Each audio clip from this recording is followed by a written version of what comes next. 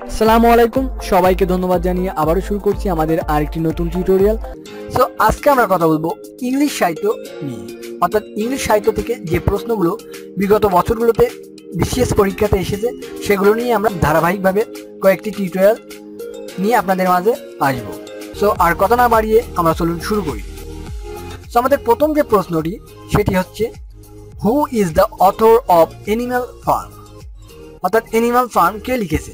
Animal Farm লিখেছেন George Orwell. এছাড়া George অরিয়েলের আরেকটি বিখ্যাত বই হচ্ছে dystopian. Who is the author of India Wins Freedom? India Wins Freedom লিখেছেন কে? Abul Kalam Azad. Who is the author of A Farewell to Arms? Farewell to Arms লিখেছেন কে? এটা হবে আর্নেস্ট হেমিংওয়ে। এছাড়া আর্নেস্ট হেমিংওয়ের আরেকটি বিখ্যাত বই হচ্ছে দি Old Man and the C.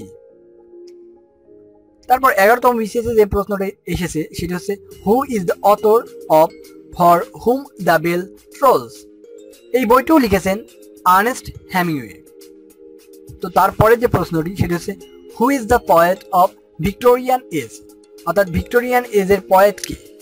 এখানে আসলে অপশনে দুইটা উত্তর হবে, সেটা হচ্ছে ম্যাথিউ আর্নাল্ড এবং রবার্ট ব্রাউনিং। দুইটাই উত্তর হবে, কেননা ভিক্টোরিয়ান এজ শুরু হয়েছে 1837 থেকে 1901 সাল পর্যন্ত, আর এর ভিতরেই এই দুজন লেখক জন্মগ্রহণ করছে। সো আমরা এই দুটোকে অ্যান্সার হিসেবে ধরব। তো পরের যে প্রশ্নটা সেটা হচ্ছে, justice delayed is justice denied was stated by? অর্থাৎ এই উক্তিটি কে করেছেন? এই উক্তিটি করেছেন Gladstone. Who is the author of A Farewell to Arms? A Farewell to Arms কে লিখেছেন? এই প্রশ্নটা আবারও রিপিট হয়েছে 10তম বিসিএস থেকে। তো এই প্রশ্নটা হবে এই প্রশ্নটার অ্যান্সার হবে আর্নেস্ট হেমিংওয়ে। এর পরের যে প্রশ্ন সেটা হচ্ছে, Caesar and Cleopatra is written by? অর্থাৎ সিজার অ্যান্ড ক্লিওপেট্রা কে লিখেছেন? সিজার অ্যান্ড ক্লিওপেট্রা এটি জর্জ বার্নার্ড শোর একটা নাটক। এছাড়া জর্জ বার্নার্ড শো লিখেছেন ম্যান অ্যান্ড সুপারম্যান। অনেকে এটা নিয়ে কনফিউশন বেঁধে যেতে পারে, কেননা জুলিয়াস সিজার এই বইটি লিখেছেন উইলিয়াম শেক্সপিয়ার। তো এখানে বিভ্রান্ত হওয়ার কোনো কিছু নাই। তো আপনারা মনে রাখবেন, সিজার অ্যান্ড ক্লিওপেট্রা লিখেছেন জর্জ বার্নার্ড শো। এর পরে যে প্রশ্ন, who is the greatest modern English dramatist? অর্থাৎ সবচেয়ে মডার্ন ইংলিশ ড্রামাটিস্ট কে? এটা হবে George Bernard Shaw. Who is the modern philosopher who awarded Nobel prize in literature? অর্থাৎ একজন দর্শনবিদেও কে সাহিত্যে নোবেল পুরস্কার পেয়েছেন? এটা হবে বার্ট্রান্ড রাসেল। তিনি 1950 সালে সাহিত্যে নোবেল পুরস্কার পান। Who is the most famous satirist in English literature? অর্থাৎ ইংলিশ সাহিত্যের সবচেয়ে বিখ্যাত ব্যঙ্গ রচয়িতা কি? তো এটা অবশ্যই জোনাথন সুইফট, কেননা তার Gulliver Travels A Tale of Tub দেখলেই বোঝা যায় সে সবচেয়ে ফেমাস একজন ব্যঙ্গ রচয়িতা। এরপর 13তম বিসিএসে আসছে, দি রেইনবো ইজ? রেইনবো কি? আসলে রেইনবো হচ্ছে ডিএইচ লরেন্সের একটি বিখ্যাত নভেল। অর্থাৎ ডেভিড হার্বার্ট লরেন্স, তার আরেকটি বিখ্যাত বই হচ্ছে সন্স অ্যান্ড লাভার। পরের যে প্রশ্ন, Tom Jones by Henry Fieldings was published in?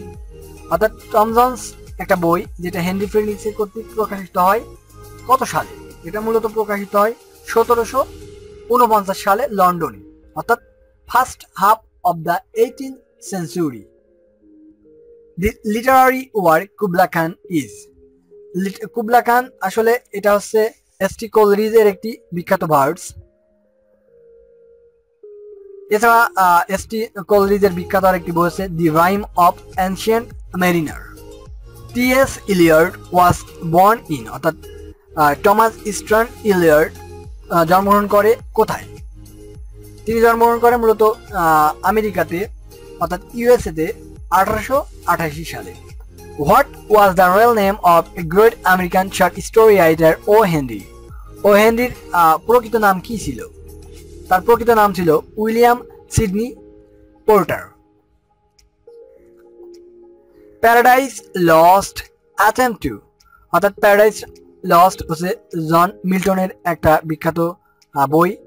আর এই বইয়ে বলা হয়েছে justify the way God to man.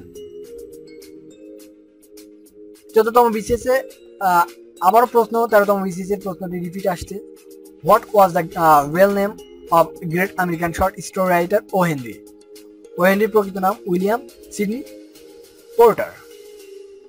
এই ছিল আজকে আমাদের সাহিত্যের কর্মের উপর প্রথম টিউটোরিয়াল, অর্থাৎ যে প্রশ্নগুলো বিগত বছরগুলোতে এসেছে সেগুলোর অ্যানালাইসিস। তো আশা করি এই টিউটোরিয়ালটি আপনাদের অনেক ভালো লেগেছে। পরবর্তীতে আমরা ধারাবাহিকভাবে সমস্ত বিসিএসে যে প্রশ্নগুলো এসেছে সেগুলো নিয়ে আলোচনা করব। তো আশা করি আমাদের সাথে থাকবেন।